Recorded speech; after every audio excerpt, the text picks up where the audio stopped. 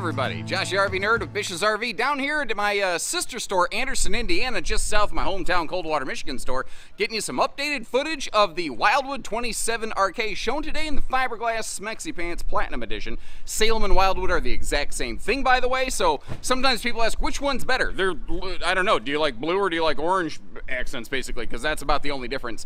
This floor plan is a classic. I call it like it's a crocagator. You know, nature made this one so good it never had to evolve, basically, is what we're looking at here. We've got that super slide with all the seating kind of facing inward, but with the Versa Lounge system that they have here, you can kind of face toward the entertainment center, which is something this floor plan doesn't normally do. Now, by default, it doesn't come with a TV, so you want to kind of pick your own, and I would definitely recommend a swing arm TV mount if you choose to add one. But there's a lot of people that are still just looking for a camping experience, not looking to sit inside and watch Who Wants to Be a Millionaire, whatever show you're watching currently. I don't know. What are you watching currently? What series? I'm between shows. Anyway, these are extra tall inside. They are carpetless, even through the slide. That Versa Lounge can only do everything. I call it a Swiss Army Super Sofa. It's a mega sleeper. It's a big lounge. You can use it just like a traditional sofa and dinette, though. It doesn't have to be anything weird, but there's crazy good storage under it and crazy good counter space in this RV. It's one of the areas where it excels super well. The taller ceiling plays nice with the shower.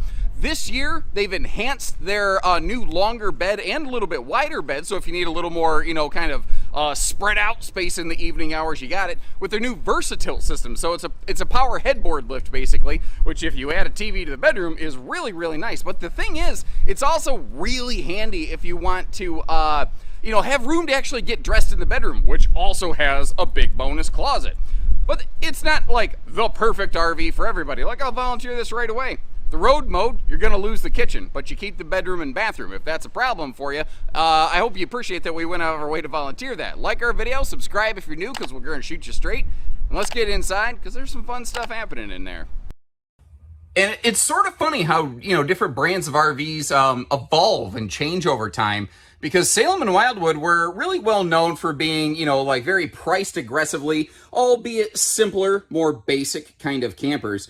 And the last couple of years, they have included some interesting widgets and whiz-bangs that are really starting to push and shape other manufacturers, and they're kind of becoming one of the trendsetters.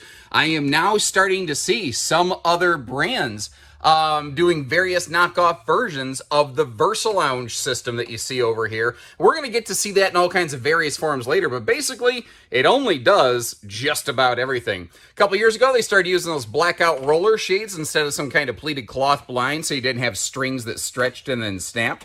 I love that they're just using the Ahsoka Tano white lightsaber lighting versus the Obi-Wan blue variety, and they're 6'9" tall. Along with the big windows and that accent light, it makes this look and feel huge. And then you factor in all the windows and the way that carpetless kind of makes an RV look bigger. And this thing has a very large feel. Now, by default, this is still a 13,500 BTU air conditioner. You can upgrade to a 15K. I got to double check, but I think this is one of the models that's big enough where a second air conditioner and 50 amp service is available. But our local team members can confirm that for you. I have a fairly good grasp of a lot of things, but I see so many RVs. I'd be a liar if I told you I could keep every single options list totally present and accounted for in my head. The cool thing about this floor plan is it's very social seating. Like if I sit down here at the sofa, there's a lot of people that don't care about the television. There's a lot of people that care about this, about having big campsite windows, about having a very social seating arrangement. Not everybody goes camping, you know, to keep on top of the, I don't know why I was going to say Dick Van Dyke show. Like, that's not been a thing for a long time. Although, being old for my age, I actually did grow up watching you know, episodes of that. And I think I've seen about every episode, although I was young enough, I really don't recall that much of it. It's not as obvious of a shoe garage, but it's like a floating fireplace. So you do have a nice little flip-flop shop going on right in there.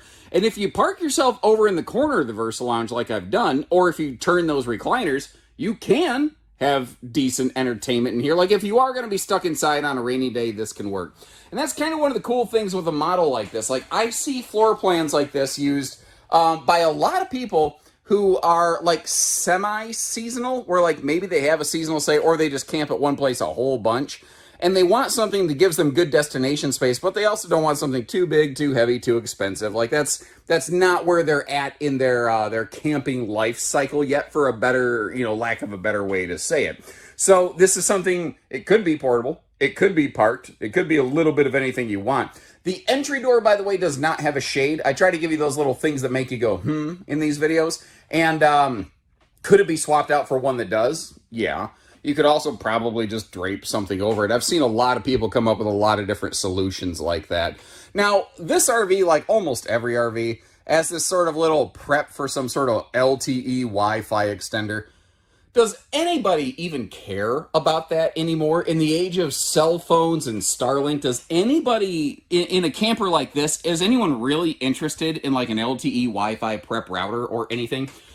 This being a stick-built camper, a lot of times people hear wood frame and they think everything is worse. And I'm really of the camp, I don't believe that. And I've got all kinds of videos talking about that. I don't think a stick-built trailer versus a laminated trailer is inherently inferior. I think it's just different. And one of the major advantages is that they can put power outlets in those walls exactly where they belong, near the countertop level, as opposed to only putting them under the overhead cabinets, which with short appliance cords can be kind of a problem sometimes. Now, they actually, Salem and Wildwood, I credit as being one of the first mainstream major manufacturers to standardize the use of that 12-volt fridge, and I was really unsure about it at first, and then we started getting them in stock at my home store. I started experiencing them, and very quickly I was like, these things are legit. They really do get the job done.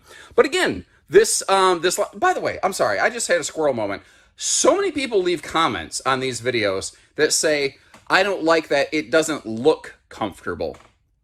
How do you know if something's comfortable or not by looking at it? And I'm not trying to be critical. I'm genuinely very curious because it logically doesn't make sense to me. But moving on from there, if you don't care about the Versa Lounge thing, it doesn't have to be. It can be just a normal dinette and sofa, but there's monster storage below. There's over 20, I think it's 20.4 cubic foot of food-safe storage totes under this thing. Or you can pull them out and use it, I don't know, for Monopoly board storage, whatever you want to do with it. That's the thing. I call it the Swiss Army Super Sofa because it only does everything. And this kitchen, the wraparound counter space, the easy reach outlets, the plentiful storage. This kitchen does an excellent, excellent job. And right in front of the both the stove and the sink, it's hard to tell from just the camera angles that I flashed at you, but it does have a little comfort toe kick, so that you can actually belly right up to the countertop to do dishes, to cook stuff. And that's a pro tip for you from your Uncle Josh. When you're shopping RVs, literally pretend to use them. Like, stand directly at the sink for like 5 minutes and move your hands like you're pretending to do dishes or wash your hands or something. A lot of RVs, your lower back starts hurting you. You're not going to have that problem here. And that's the stuff that if you've never owned an RV, you never think about. But as someone who goes camping and talks to a lot of people that go camping, it's those little insights that I've kind of learned to pick up on over the years that can kind of, make or break the difference for you, whether you really do enjoy something or you just can't stand it. And it's something I forget to talk about a lot of times, but up here in the hallway when you get to your command center, you've got this thing right here. Now, it is just our lights. You can obviously just roll your finger past it, but if you hold your finger over that little sensor, it is a dimmer switch, and you can actually see how the lights die down and then swell back up right there. Where that can be really handy is if it's like the evening hours or morning and you're not ready for the exact super bright sunlight in there. Not to mention you've got the accent light over the slide, or you could dim those down. So let's say you've got a grandbaby weekend. And I'm just going to tell you, when I was a kid, the dark freaked me out. There was a monster with teeth that was going to eat me.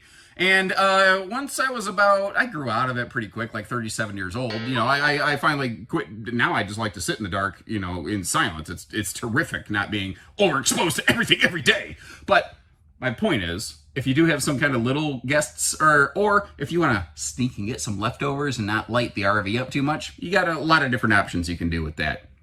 And also, it does keep the scary tooth monsters away. I hope.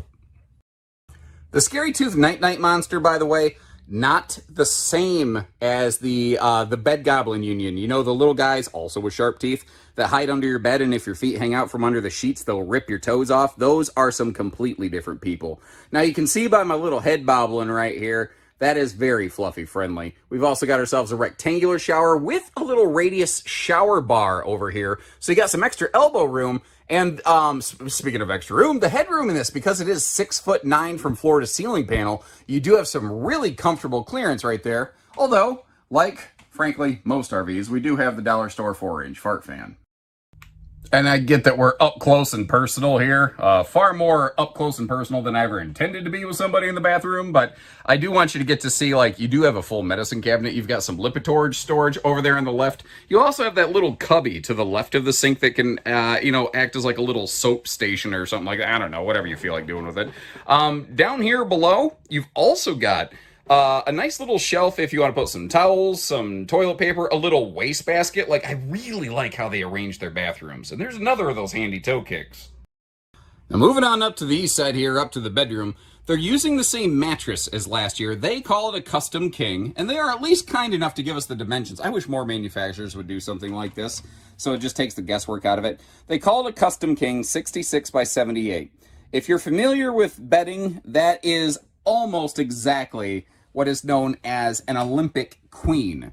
And an Olympic queen is a standardized residential measurement. You can swap one of those in, 66 by 80, or you can put in a traditional queen, which is 60 by 80 in here, and still utilize the VersaTilt function. This is one of the more interesting updates. This is going to persist through the X-Lite, the Cruise Light, the Salem, the Wildwood, all these things. I think even the laminated Heritage Glennon Hemispheres have adopted the VersaTilt power headlift bed kind of thing. And what's really neat about it is they didn't actually have to make the bedroom bigger. The VersaTilt bed creates all kinds of space here, so you actually have room to get dressed in this bed. Well, bedroom, rather. I suppose you could lay on the bed and get dressed. Now, I've definitely done that before, especially after, you know, well, when I was younger and I used to be more adventurous, you know what I mean. Anyway, what I'm getting at here is you can do a lot in this comfortable space, and they're very good about making everything, you know, flex function. But, you know, you just push the button. It's a 12-volt lift, by the way. It drops that down, and you do need the bed down to lift the storage to get underneath it. Now, on one side of the RV, you have a handy, I do that all the time, handy little laundry hamper. Nailed it, first try. And also, built into the hanging wardrobe towers right down by the bed level, did you see those little cutaway side pockets? There are actually power outlets inside those at the bottom. They call them CPAP storage shelves. So you have household, you have USB outlets on both sides of the bed, and you have these new what they call camping experience windows. These extra large windows on both sides of the RV, allowing for maximum views, maximum airflow, and an excellent view at the back of that fella's head. He's got far more hair than I do, obviously. The black switch right there, that's for the VersaTilt. Now, one thing, I got a question for you. When they went to this mega window arrangement, they had to get rid of the traditional window valance and everything. It's just a little curtain that slides sideways. It just has a little track on top. I actually rather like the minimalist look of it, but, you know, that's my personal nerdy view. I'd be kind of curious to know what you think about that. Now, getting my butt out of bed here and sliding up front for power conservation purposes. I've been shutting the lights off behind me because I'm down to one battery today. I do still want to burn the juice, though, to showcase this thing in road mode, because I think that's handy to know. And while we're waiting for the slide to close, I'd like to bring you some words from this week's sponsor, who is absolutely nobody. I don't do sponsored content. What I share in this is just my personal feelings and opinions, not shaded or jaded by anybody else. I won't claim to be an authority. I won't claim to get it all right. This is just how I see it. But, you know, I try to look at it like if I was going to spend my money buying it, what would I be looking for? That's what I try to show you. And this is kind of what I was saying when the video began right here. Bedroom, bathroom access, fine in transit, but with the slide, you know, fully closed, basically, the dining and the kitchen countertop, they just meet one another. Unless you feel like doing a jump, kick, yeet over that thing and hopping over it, you know, it's going to be a little tricky to get to. But one of the other handy things here, they are running on a rack and pinion slide system. And one of the benefits of that, if you want to crack the slide partially, like right there, and you want to be able to slide through it and get to the fridge, because they mounted the fridge to the left of the pantry, you can do that. Now, I'm not saying I really consider that as like excellent travel accessibility or function. I'm just saying that in a pinch, if you need to get back there, like maybe you're diabetic, you keep medicine in the fridge or something while you're going down the road, it is something you can pull off. And with that being a 12-volt fridge, some people ask, will the solar keep the fridge running going down the road? Solar has nothing to do with the fridge running going down the road. The power coming in off your 7-way pigtail can run any 12-volt stuff in the RV, including the refrigerator, whether you have solar or, frankly, even if you don't have a battery on the RV. Although, keep in mind, legally, you do need a battery on the RV. In the extreme case of a trailer disconnect from the vehicle, the battery on the tongue of the RV is what's needed to fire the emergency breakaway, brakes. The more you know. This is one of those RVs that is potentially a little less half-ton towable than initial impression might, suggest. Like you see a 27 model number, you see one slide, sometimes people start getting into that, but 9,700 pounds maximum gross vehicle weight. Although it's also got about a 2,300 pound cargo rating, which is pretty solid, all things considered, but it's also got a bit of length on it. If you have a hefty half-ton and you live in flatlands with low winds where I live, you're probably going to be okay for that kind of casual towing, going to, to your parks a couple times a year. If you want to go cross-country or go through major elevation changes, you really need to step it up to 3/4 ton. You are not going to regret the extra strength and stability that vehicle's going to provide you. Back over here, we are prepped and ready for slide awnings, and you might notice the tinted windows. That is part of the Platinum package. Normally, this would be a tin skin camper. It's still stick built, so sometimes when you see fiberglass, a lot of people automatically go, "Oh, it's aluminum framed." It is not. It's actually fiberglass atop a wood structure, which is actually one of the heaviest ways to build an RV. But it gives you the look of the fiberglass. It gives you the easy cleaning of the fiberglass. It also obviously picks up the tinted windows as part of that package. Normally, they would not have tint. But, you're adding extra weight around the RV because under the fiberglass, basically it's laminated to what is effectively 3/8 plywood, and that weight adds up quickly. They've maintained that dry erase board here for the big baggage compartment, and I'm always kind of curious, what would you do with that? And I think what I would do with it, like we like to play, I never realized until it was like I was way older. It was called cornhole. We just called it bag toss because I tend to be very basic like that. And, that might be a really good cornhole scoring board after you've had yourself a couple cold Coors Lights. Although I don't know why, Mick Ultra's just been a little bit smoother to me lately. Sometimes the crisp silver bullet hits me just right, sometimes not. They've added a little bit of eye shadowing, and once again, they've gone with what they call their camping experience windows. They have heard you loud and clear. They know you want more campside windows. That's why they created the entire View series dedicated strictly around campside windows.